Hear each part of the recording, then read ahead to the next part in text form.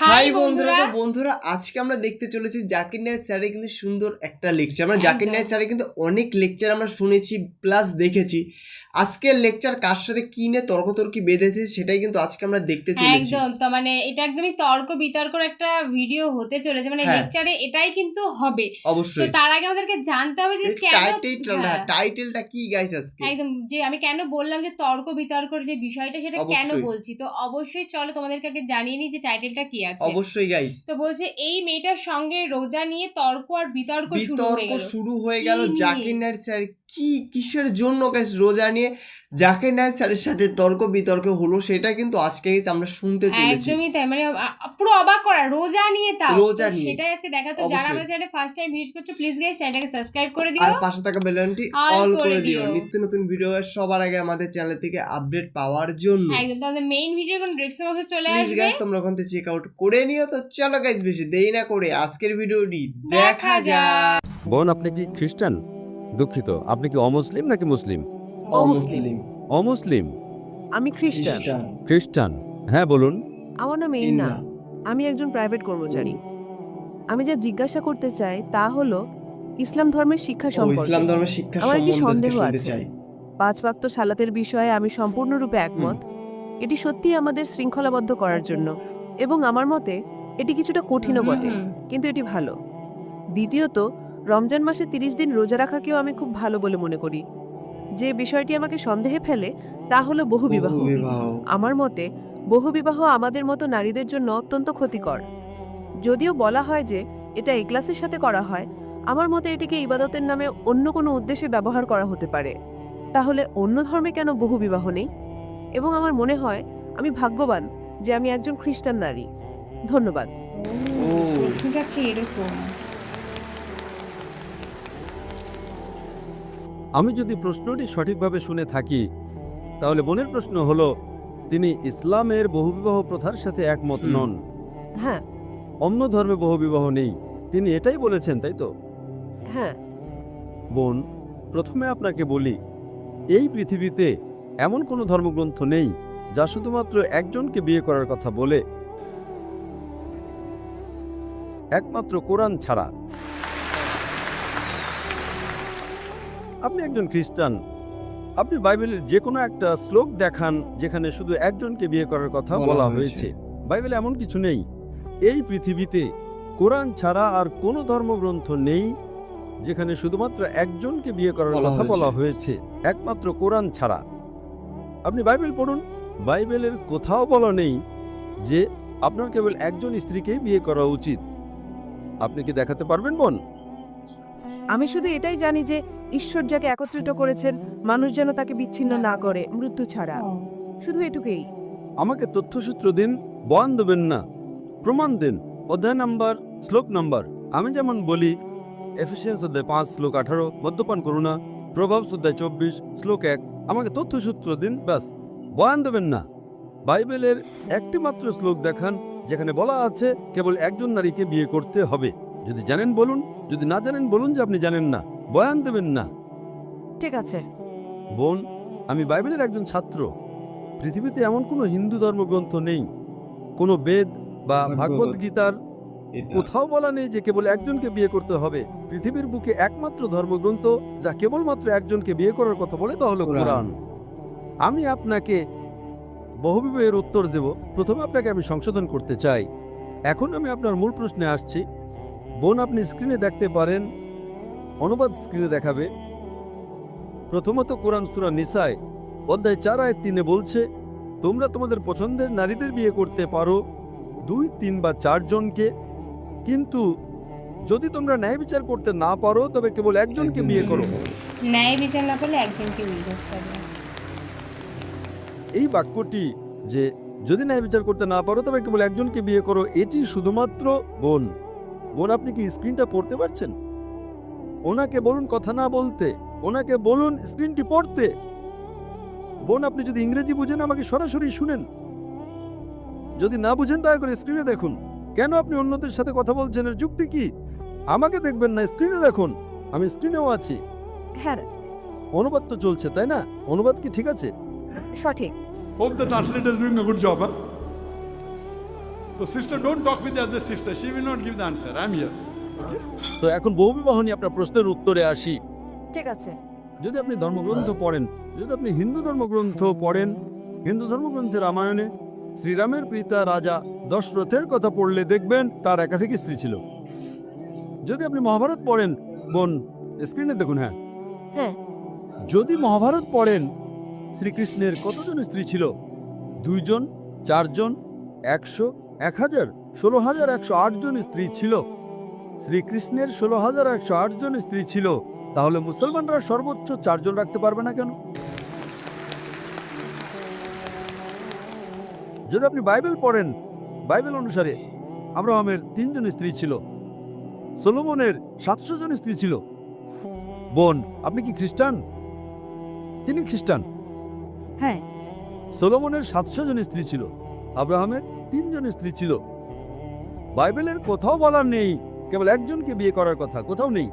কিন্তু কোরআন বলছে সূরা নিসা অধ্যায় নম্বর 4 আয়াত নম্বর 3-এ, তোমাদের পছন্দের নারীদের বিয়ে করো 2, 3 বা 4 জনকে, কিন্তু যদি ন্যায় বিচার করতে না পারো তবে কেবল একজনকেই বিয়ে করো। ইসলামের এই বিধানের যৌক্তিক কারণ কি? আপনাকে একটা কথা বলি, ইসলামে বহুবিবাহ বাধ্যতামূলক নয়। এটা বাধ্যতামূলক নয় যে আপনাকে একাধিক বিয়ে করতেই হবে, It is mubah, optional. বাধ্যতামূলক নয়। কিন্তু যদি আপনি একাধিক বিয়ে করেন এবং ন্যায় বিচার করতে না পারেন তবে আপনি সমস্যায় পড়বেন। ঠিক। তাই আপনি যদি একাধিক বিয়ে করতে পারেন, কিন্তু আপনাকে আপনার স্ত্রীদের মধ্যে ন্যায়পরায়ণ হতে হবে।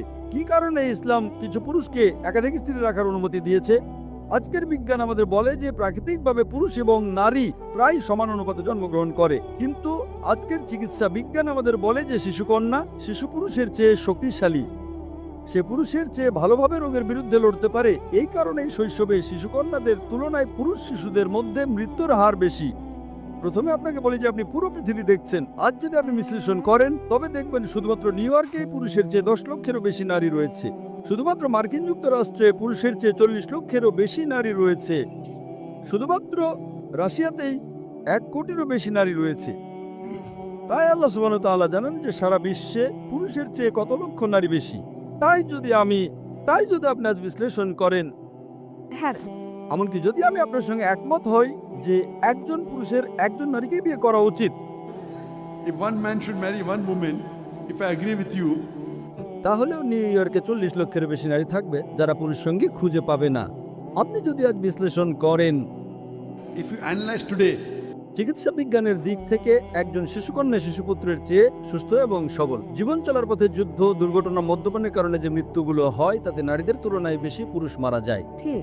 তাই এর কারণে আজ ভারত বা অন্যান্য কিছু দেশে যেখানে নারী ভ্রূণ হত্যা এবং নারী শিশু হত্যা হয়, ভারতে নারীর সংখ্যা পুরুষের চেয়ে কম। কেন? কারণ রিপোর্ট অনুযায়ী প্রতি বছর 10 লক্ষেরও বেশি ভ্রূণকে গর্ভপাত করানো হয় যখন জানা যায় যে তারা নারী। তামিলনাড়ু সরকারি হসপিটালের রিপোর্ট অনুযায়ী প্রতি 10 জন জীবন্ত জন্মগ্রহণকারী শিশুকন্যার মধ্যে 4 জনকে হত্যা করা হয়। এর কারণে ভারত এবং অন্যান্য কিছু দেশে নারী জনসংখ্যা কম। কিন্তু যদি আমরা এই শিশুকন্যা হত্যা, এই ভ্রূণ হত্যা বন্ধ করি, তাহলে ভারতেও নারী জনসংখ্যা পুরুষ জনসংখ্যার চেয়ে বেশি হয়ে যাবে। তাই ভারতে এবং অন্যান্য কিছু দেশে বিশ্বের এই মন্দ প্রথার কারণে নারী জনসংখ্যা কম। কিন্তু যদি আপনি নারীদেরকে স্পর্শ না করেন বা হত্যা না করেন, তাহলে ইন্ডিয়ায় পুরুষ জনসংখ্যা নারী জনসংখ্যার চেয়ে কম হয়ে যাবে।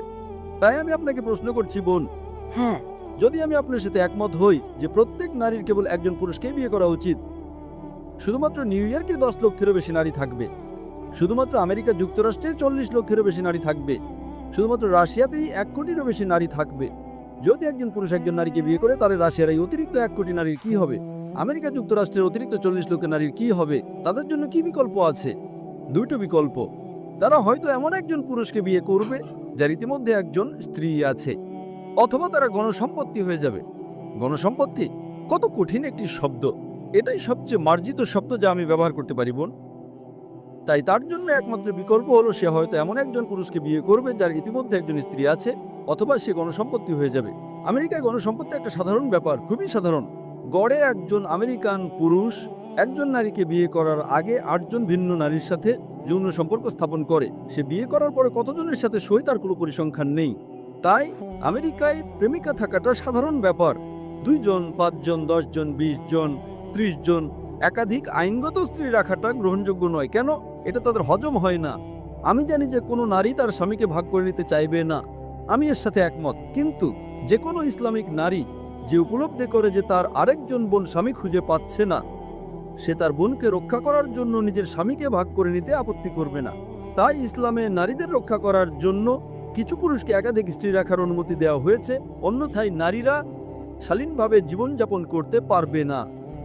দেখেন, আজ ওয়েস্টার্ন কালচার যা নারীর অধিকার এবং নারী স্বাধীনতার কথা বলে, সেটা আসলে তার ভরণপোষণ, তার ইজ্জতের অবমাননা এবং তার আত্মার অবক্ষয়ের একটি ছদ্মবেশ ছড়া, আর কিছুই না।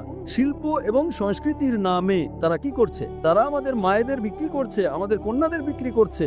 তাই ইসলাম নারীকে রক্ষা করে এবং হিজাবের পাশাপাশি একটি কারণ হলো কিছু পুরুষকে একাধিক স্ত্রী রাখার অনুমতি দেয়া, যাতে করে তারা নারীদের রক্ষা করতে পারে। তাই ইসলাম কিছু পুরুষকে একাধিক স্ত্রী বিয়ে করার অনুমতি দিয়েছে, যাতে তারা নারীদের রক্ষা করতে পারে।